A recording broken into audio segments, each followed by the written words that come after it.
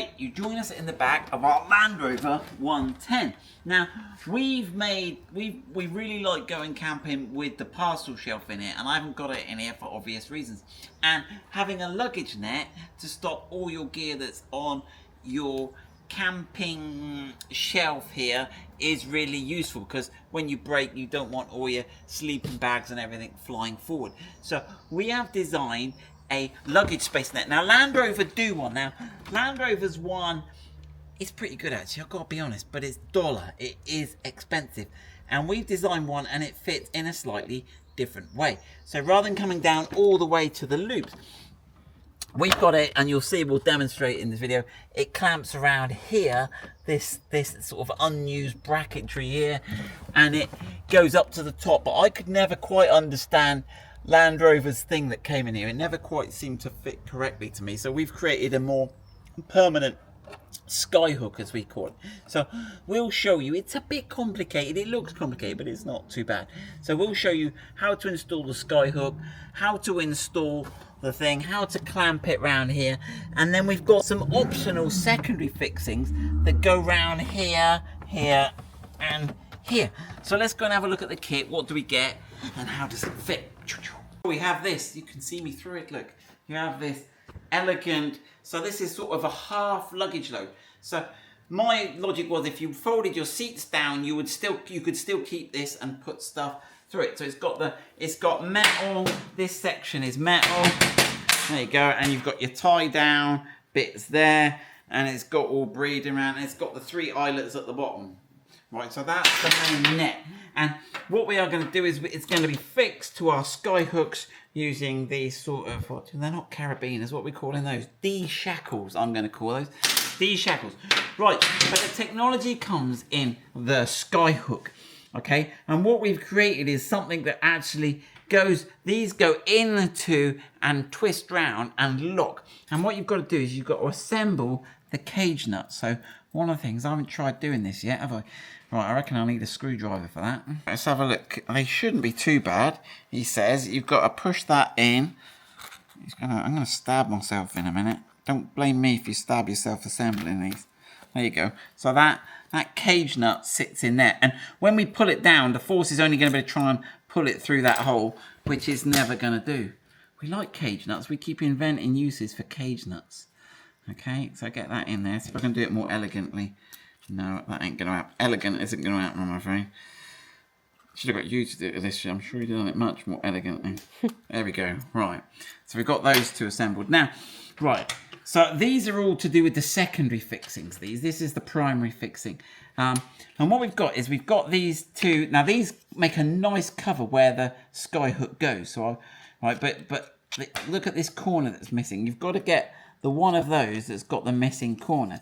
Now, unfortunately, I can't 3D print those, so I've printed them as 2 individual bits, but really, I could get them printed in one, and I may. Now, we're going to try just gluing that with a bit of super glue, but what's going to happen is this is going to be inserted in the roof, and it's going to go in here, and then what's going to happen is this bolt is going to bolt up and catch the nut, and then that will give us a sky hook. Now, it's actually giving us a metal sky hook if you look, but I thought that looked a bit ugly. So I put this little sheath on the top, but actually what it's gripping to is metal. So the whole of this will be hanging from your roof by metal. Right, let me just put a bit of super glue on these.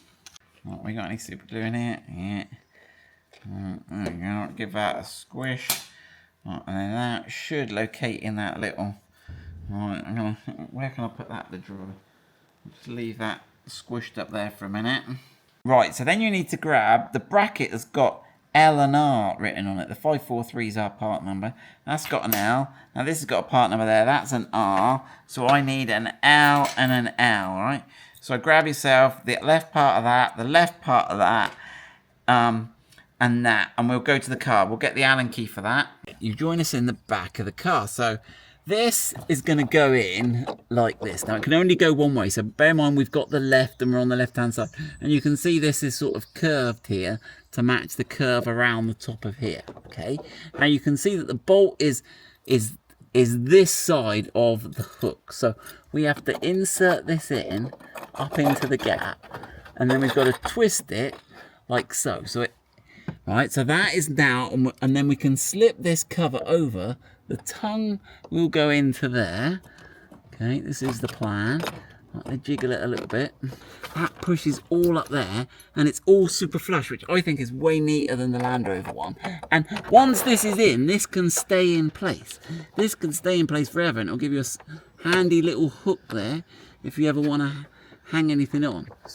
Right, and then you should be able to wind the bolt up, and that should pull it all up nice and tight together.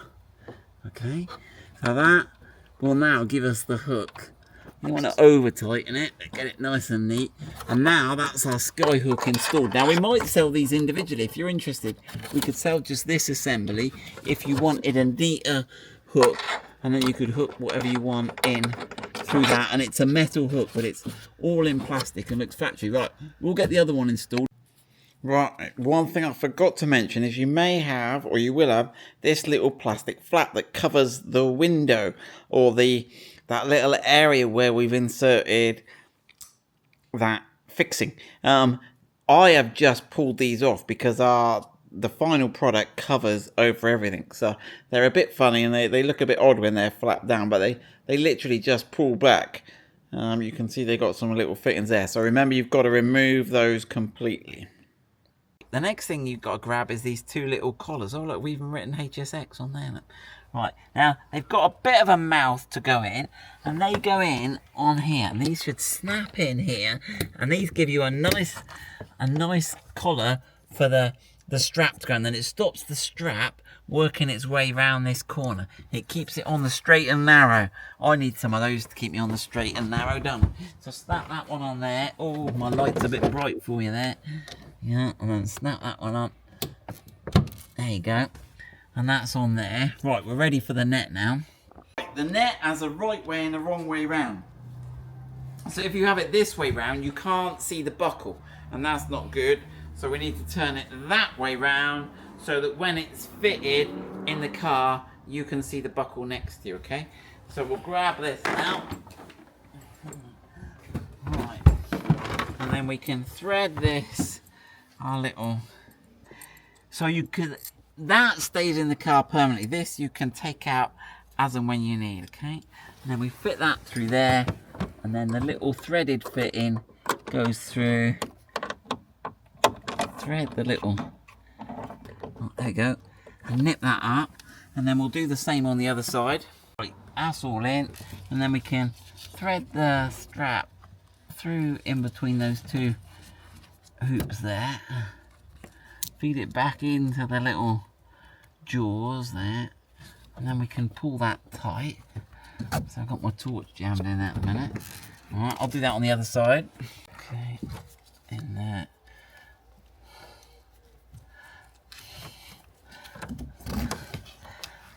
Okay.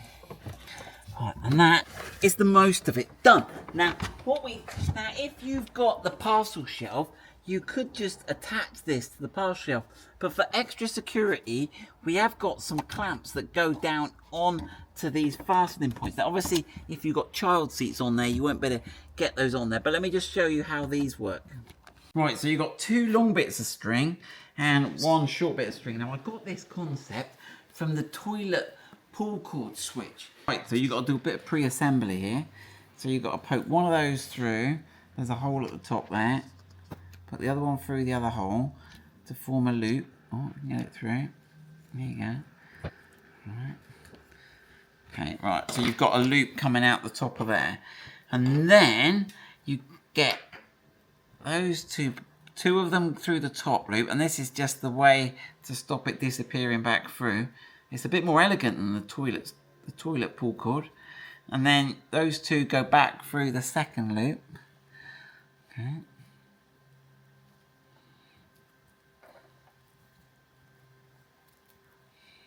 Alright, and that gives you a little adjuster there, and we'll see we need that. So that gives us a tie, and I'll show you how this goes in the car. So that is going to hook around here. So what we do is we put that loop through there, okay, bring that down, and then pass that through there, okay, and then we can adjust this to be the right length. We should have it nominally correct.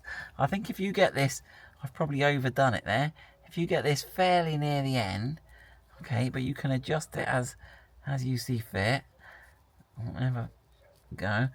And then this all disappears in there, so you don't see it. It's all super neat. And then you put that on there, and then this will click in place.